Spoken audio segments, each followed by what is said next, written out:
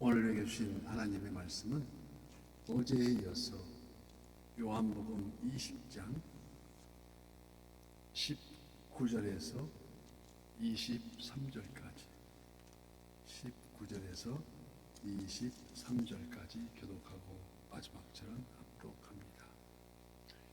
이날 곧 안식 후 첫날 저녁 때에 제자들이 유대인을 두려워하여 모인 곳의 문을 닫았더니 예수께서 오사 가운데 서서 이르시되 너희에게 평강이 있을지어다. 이 말씀을 하시고 손과 옆구리를 보이시니 제자들이 주를 보고 기뻐하더라. 예수께서 또 이르시되 너희에게 평강이 있을지어다. 아버지께서 나를 보내신 것 같이 나도 너희를 보내노라. 이 말씀을 하시고 그들을 향하사 숨을 내쉬며 이르시되 성령을 받으라. 다 함께요. 너희가 누구의 죄든지 사하면 사하여질 것이요 누구의 죄든지 그대로 두면 그대로 있으리라 하시니라. 아멘. 오늘도 실시간 선한 뉴스 기도의 향연 속에 새벽을 깨우는 우리 성도님들 모두 여호와 샬롬 지키시는 하나님의 평강과 풍성한 은혜를 축복합니다. 예수님이 부활하신 후 제일 먼저 지극정성으로 공개하는 막달라 마리아에게 나타나 보이시고 그 다음은 엠마오로 내려가는 두 제자와 동행하면서 그의 존재를 보이시고요. 다시 엠마오에서 예루살렘으로 돌아와 의심 많은 도마를 제외한 10제자가 한 곳에 모여있는 바로 오늘 본문 19절 말씀.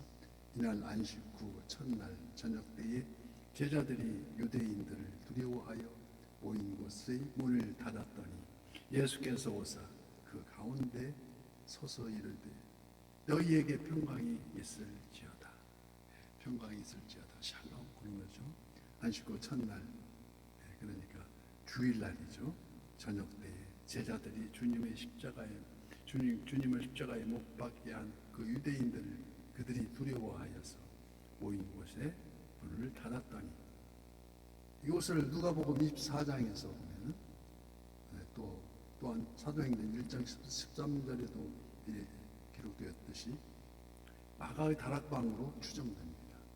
이 지상에서 예수님이 마지막 베푸신 최후의 만찬이 이루어졌던 곳이며 감람산에서 돌아온 제자들과 또 120문도가 모여서 전혀 기도에 힘썼던 장소가 바로 이 다락방이었습니다. 제자들은 막달라 마리아로부터 예수님이 부활하셨다는 소식을 들어서 알고 있었으나 정말로 그랬을까 하는 의구심도 있었을 것이고 아직 저 핍박자들과 대적하여 싸울 만한 담력이나 용기나 그럴 만한 믿음마저도 갖지 못한 그들 형편 때문에 그저 두려움이 앞섰을 것이라는 것입니다. 그래서 문들을 꼭꼭 닫아건 이 폐쇄된 공간에 예수님께서 출입문에 노크도 없이 그 문을 열지도 않고 방 안에 한가운데 호련히 나타나셨다는 것입니다. 여기 예수님의 그 현신에 예수님이 부활의 신비성을 나타내고 있다고 우리는 생각합니다. 부활의 영체, 태초에 말씀이 계시듯이 시간과 공간을 초월한 시공간을 제외한 그 제한을 받지 않은 그러니까 즉 문이 닫혀 있는 공간과 멀고 가까운 그 격차에서 벗어난 영체임을 보여주고 있습니다. 즉 그리고 20절 말씀에 이 말씀을 하시고 손과 옆구리를 보이시니 제자들이 주를 보고 기뻐하더라.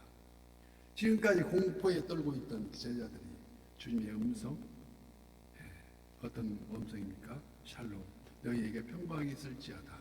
이 음성에 닫혀있던 영안이 열리듯 그때서야 못자국 난 손과 창에 찔린 옆구리를 알아보고 기뻐하였다는 것입니다.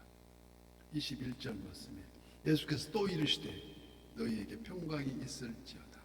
아버지께서 나를 보내신 것 같이 나도 너희를 보내노라.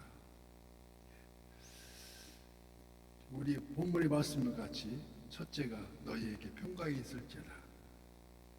평강을 기원하는 축복의 개념입니다. 즉 요한복음 14장 27절 말씀에도 평안을 너희에게 끼치노니 곧 나의 평안을 너희에게 주노라. 내가 너희에게 주는 것은 세상이 주는 것과 같지 아니하니라. 너희는 마음에 근심하지도 말고 두려워하지도 말라는 것입니다. 둘째, 아버지께서 나를 보내신 것 같이 나도 너희를 보내노라. 열방을 향해서 파송을 선언하는 그 사명을 부여하고 계십니다. 평강을 기원하는 그 축복은 어떤 축복입니까? 요한복음 3장 2절 말씀과 같이 사랑하는 자여, 요한복음에 요한 3서 2절 말씀이네요. 사랑하는 자여, 내 영혼이 잘됨 같이 내가 범사에 잘되고 강건하기를 간구하노라와 같은 그런 평안입니다. 범사에 잘되고 강건하기를 위한 목적, 그로 말미암아 세상이 구원을 받게 하려 하심이라는 말씀입니다. 그 맡겨진 사명을 예수님 그 모진 십자가에 그에서 감당하셨고, 이와 같이 나도 너희를 보내야 하는 사명을 말씀하십니다. 그 사명이 바로 어떤 사명입니까? 부활하신 예수님을 증거하는 일입니다. 예수 살아나신 내일쯤 오직 성령이 너희에게 임하시면 너희가 권능을 받고 너희가 예루살렘과 온 유대와 사마리아와 땅 끝까지 이르러 내 증인이 되리라 하는 그 바로 열방을 향한 사명입니다. 그러므로 교회는 다름 아닌 주님이 보내신 사도와 성도들로 이루어진 공동체, 곧 보냄을 받은 자의 사명을 다해야 할 존재의 목적이라고도 할 수 있습니다. 바로 존재의 이유지요. 이 존재의 목적을 잊어버리고 자기들만 구원 얻겠다고 할 때, 즉 자기가 져야 할 십자가를 서로 떠넘길 때 서로 분쟁이 일어나 이 다툼이야말로 다시 예수님을 십자가에 다시 못 박는 결과를 가져오게 된다는 것입니다. 바로 가룟 유다는 죽지 않고 지금도 살아서 우리를 미혹하고 있다는 것입니다.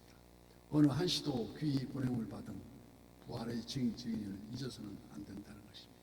우리는 바로 부활의 증인을 이루기 위해서 존재의 이유가 있다는 것입니다.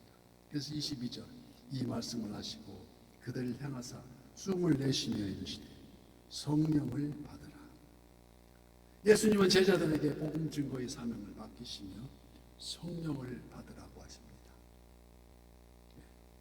성령은 숨결처럼 불의 혀처럼 바람처럼 성령은 인격입니다. 바람같이 임하시는 살아계신 생명이라는 것입니다. 에스겔 골짜기에 마른 뼈들도 생기가 들어감으로 말미암아 큰 군대가 되었듯이 예수님의 생명의 바람이 임하실 때 죽은 심령이 살아나고 지친 영혼이 깨어나 새 힘을 얻고 이와 같이 성령도 우리의 연약함을 도우시하나니 우리가 마땅히 기도할 바를 알지 못하나 오직 성령이 말할 수 없는 탄식으로 우리를 위해서 친히 간구하신다는 것입니다. 그 특권이 바로 오늘 본문 23절 말씀입니다. 너희가 누구의 죄든지 사하면 사하여질 것이요 누구의 죄든지 그대로 두면 그대로 있으리라 하신 인간의 죄를 인간의 죄를 사하는 것을 원칙적으로 누가 합니까? 하나님만이 가능한 것입니다. 그러므로 우리 십자가 보혈 대속함만이 감당할 수가 있다는 것입니다. 십자가 보혈. 그러나 특별히 복음 전도에 위탁받은 사도 주의 종들에게 예수 그리스도의 이름으로 죄 사함의 특권을 허락하십니다. 특권이죠. 그래서 마태복음 16장 19절 말씀. 내가 천국 열쇠를 내게 주노니 네가 땅에서 무엇이든지 매면 하늘에서도 매일 것이요 네가 땅에서 무엇이든지 풀면 하늘에서도 풀어지리라. 우리 주님이 가르쳐 주신 주 기도문 중에 우리가 우리에게 잘못한 사람을 용서해 준 것 같이 같이 너희 죄를 우리의 죄를 용서하여 주시고 이처럼 형제의 죄를 풀어주고 용서해 주어야만 그런 후에야 하나님이 내 죄를 용서해 주신다는 바로 그 회개에 합당한 열매를 말씀하십니다.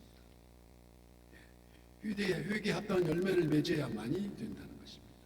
그러므로 이제 우리가 누려야 할 최우선은 무엇입니까? 주님이 주신 영적 평강과 기쁨입니다.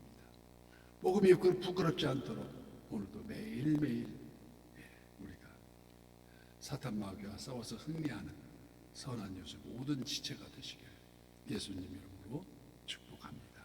그래서 우리가 주의를 예배하는 우리 모두가 신령과 진정을 드린 예배를 준비하는 오늘 하루 되시기를 주님 이름으로 간절히 축복합니다.